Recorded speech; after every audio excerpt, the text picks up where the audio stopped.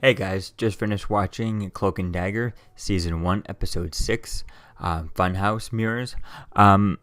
Interesting title for this episode, actually. Really, I guess it kind of makes sense a little bit if you relate it, but it seems a bit, I guess, with you connected to the whole Voodoo and Auntie Chantel kind of doing her readings and stuff, so I guess it's kind of connected there, how things are bouncing off of each other.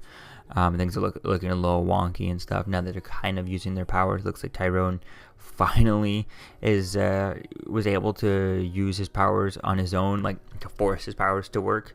I mean, his life had to be at stake and stuff, but he was able to slowly force it out for them to work.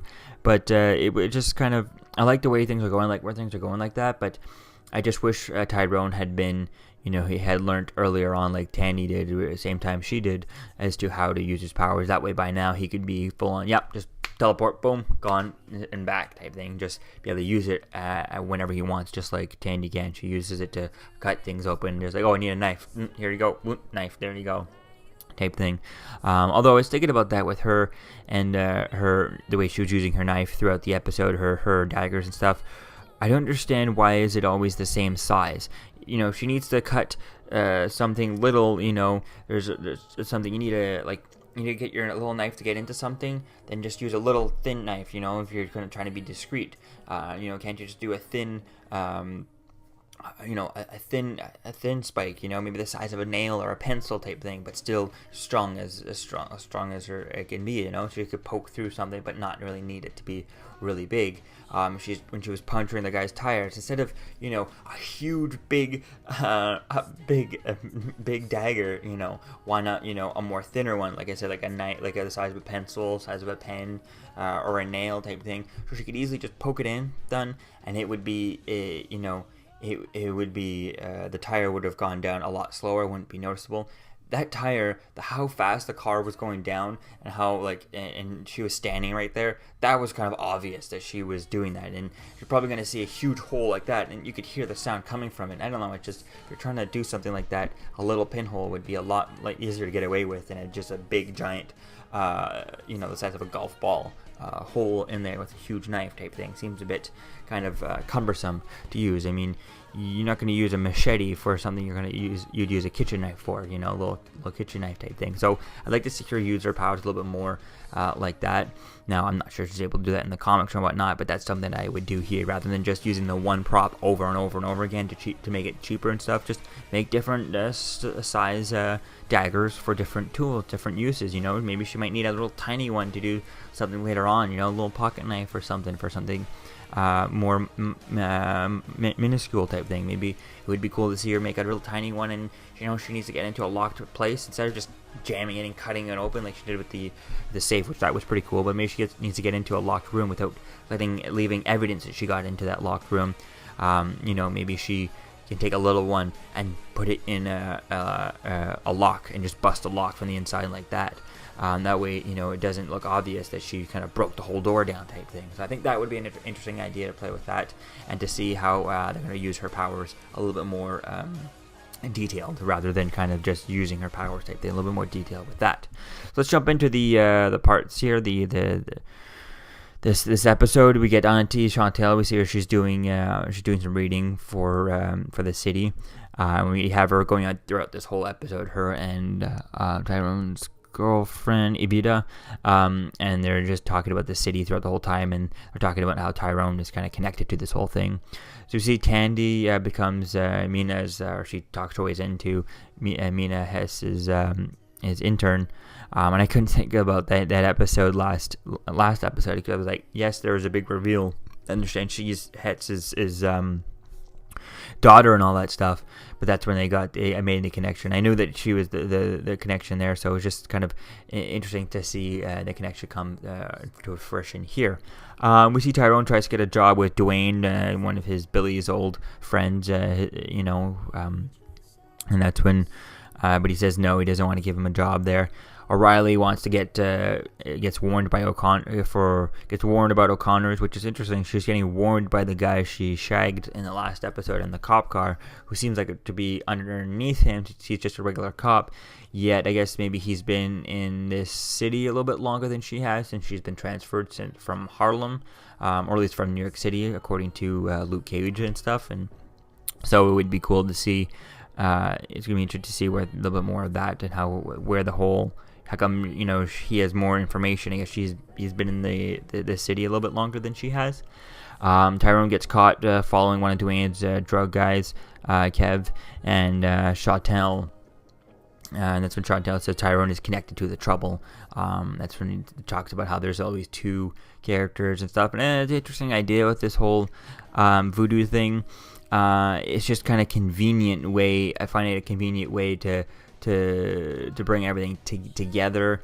It's interesting to see where things are going. It's just kind of cliche having the bit of a. I guess I find it a bit cliche of having the voodoo person, believing in, there has to be two people, there's two spirit, and they're just make them Tandy, Bowen, and Tyrone. They just want to help the city. There's no spiritual thing, nothing going on. It's just going to be cool to see where things are going like that. So I don't know, it kind of seems a bit cliche, but I don't mind it, and it's kind of interesting to see where things are kind of going with that. And Tyrone ends up touching Kevin, one of the drug dealers, drug minions, for Dwayne. And he ends up showing him where his worst fears, and that's what he kind of takes off. Then Tyrone gives the backpack to Dwayne, and so Dwayne brings him on tries to show him what he's doing, but to scare him off, but it doesn't really work. Tandy gets caught lying to Mina, and she figures out that she's Tandy Bowen. She's daughter of Bowen. I forget his name, but daughter of Mr. Bowen, who was involved with her father, in the construction and the explosion of the oil rig for Roxxon. Ivan Hetz we find out that Ivan Hetz lost his mind, and when Tandy touches him, she sees a door, but it's covered in cloaks or black smoke and stuff. So that's really gonna be cool to see them. And it looks like in the trailer for next week's episode, we'll see them both going inside of him to kind of open it up and see where things are gonna go with that. That'll be quite fun there. And then we see O'Reilly and O'Connor's. O'Reilly and O'Connor's have been working this whole episode to try and work together. She's trying to obviously bust down O'Connor's, and he's trying to save all of his guys that he has out there. And Connors wants to use Dwayne to kill O'Reilly, but that's when she ends up killing. She pulls her gun first and kills him, and Tyrone kind of runs off. And Tyrone had kind of. It was funny. Tyrone tried to call her and warn her all that, but that would have been too easy, because if she had answered her phone, he would have just put it on speakerphone and let them listen, and she would have been like, "Oh damn," But what he should have done instead of calling her is, I guess he wanted to warn her, so I guess he wouldn't have done it. But if he had, maybe just recorded it rather than calling her, then he could have had that stuff there. But the evidence. But it would be cool to see where things are going to go with that, and to see where things are going. And she was trying to kill him, so that's really is going to be cool to see how things are going to continue on. Hopefully we get to see Tyrone, if we are spinning, that's when Tyrone runs out the building and Connors runs after him, and he ends up teleporting multiple times and Connors sees it. But if in the next episodes, I guess Connors might try again to have him killed. We'll see where things are going to go. If he was smart, he wouldn't do it, but I feel like he's going to do it, and he might slip up at some time. That's when she's going to catch him. But, the idea of him, if he was smart, he would not try and kill her again, or not try and get into a position where, someone's trying to kill her again, because I think she'd be able to see that. He knows she's onto her, and he knows that she's looking at him. So if there's another situation where, like that, because that was kind of pretty sketchy. She's going to see right through that, how, stay here 5 minutes, and then the first thing, when she gets in was, hey, look out, and she almost gets shot, That looked like a setup. She probably is going to see that as a setup. So I think it's going to be cool to see where things go with that. Obviously, he's going to say, I know you're on to me. Stay away from me. you have nothing against me type thing, and that's really, they're going to put all the cards maybe on the table without actually admitting to anything. So I think that's really going to be cool to see where things go with that. But hopefully maybe Tyrone in the next episode, I feel like it might end with that after unless they spend the whole episode inside of Tandy and Tyrone together inside of Ivan Hitz's mind, and maybe I think that's going to be interesting to see that. Hopefully there can be some sort of Connors connection there. Maybe Connors was involved, or Roxanne helped cover up Billy's murder. I think that could be a cool idea, but hopefully they actually have a connection that makes sense and stuff, not just let's connect it just to connect its sake. It doesn't. I'd rather it not connect and be and make more sense than just connecting for no reason type thing. But at the same time, I really want it to connect. It can't just be a thin connection. Let's make some connection to nothing, or make a thin connection just to have it, for some reason. Actually make a huge connection, that's integral to the story. I think that could be a cool way to play with it. So it's going to be cool to see where things go with this, but like I said, at the end of it, hopefully after they're done inside of Ivan's head, we can see Tyrone maybe just go to O'Reilly and say, I was there, I witnessed, I heard everything. Maybe he could testify against O'Connor's, but at the same time, since O'Connor's killed, it's not known that O'Connor's killed his brother, so it would be interesting to see how that would work, or at least if he goes and tells O'Reilly what he knows, whether he could testify against Connors or not is a different situation, because the Billy murder never really happened, so it's really going to be cool to see where things go with that, and how that would kind of unfold, and him being a witness there, how are things going to go from there. I think it could be cool to see. Could he be a witness to O'Connor's for something, or at least take someone out. We'll see where things are going to go with that, but we'll see how things continue on with that. Hopefully he can get in touch with O'Reilly and just say what he saw, and the fact that he knew it was planned type thing, and she's going to be like, of course I knew that, I could see that coming. But so it's really going to be cool to see where things go with that. It's going to be quite interesting to see. I think it would have been funny to see. It was cool seeing O'Reilly kind of, jumping in, and she shot first and stuff. But after this guy, this O'Connor's, the guy she knew was corrupt, she's trying to take down the dragon, type thing, and she's playing with the devil, they're playing with fire type thing.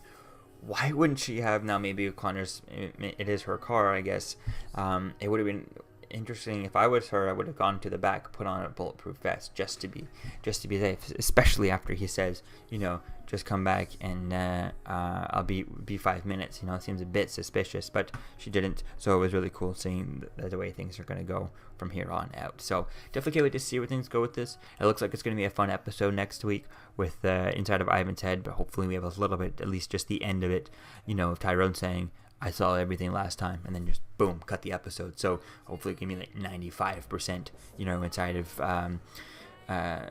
Ivan's head, and kind of Tandy and Tyrone kind of working together, putting their powers together, and really becoming Cloak and Dagger. Because right now it's been two separate storylines, super separate, and now having them work together, and then go back to their own storylines after, which could be quite interesting for an episode. Could be quite cool seeing that. And it was cool at the end here when Tyrone, teleported. He showed up at Tandy's church and stuff, and he was crying. She tried to give him a hug and stuff, but she couldn't because of their power. So that'd be cool to play with that and build up to that, because in the comic books, it's quite literally the opposite from what I've read online here, is that, she needs to actually feed Cloak. The more she has to feed him her daggers, because otherwise he gets taken over and corrupted by the dark dimension, or dark dimension, I think, that he teleports into. Because when he teleports, it's kind of like Nightcrawler. He actually leaves our dimension, goes into another dimension, and goes back and comes back into our dimension. It happens really fast, but there's another dimension where he goes when he's technically not here.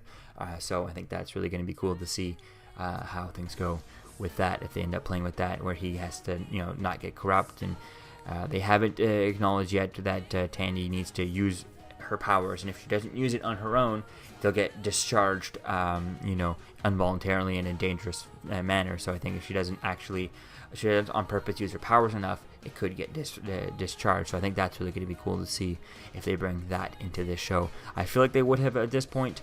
So she's like had her control of her powers for a few episodes now. So I feel like they're probably not going to go with that idea because they would have used it by now. But otherwise, it'd be cool to see that though in this show. It'd be a really cool thing to see here. So let me know what you think, guys, about this episode in the comments below. Season 1, Episode 6, Cloak and Dagger, Funhouse Mirrors, and I'll see you guys in the next episode, next video, which should be my Ant-Man and the Wasp review. I'll be going to see that tonight. So I'll see you guys for that video tonight. Peace out. I'm Captain America, here to talk to you about one of the most valuable traits a soldier or student can have. Subscribing. Sometimes subscribing is the key to victory. Sometimes it leads to very little, and it seems like it's not worth it. And you wonder why you waited so long for something so disappointing. How many more of these? You're still here. Don't forget to like, comment, and subscribe, guys. Peace. It's over.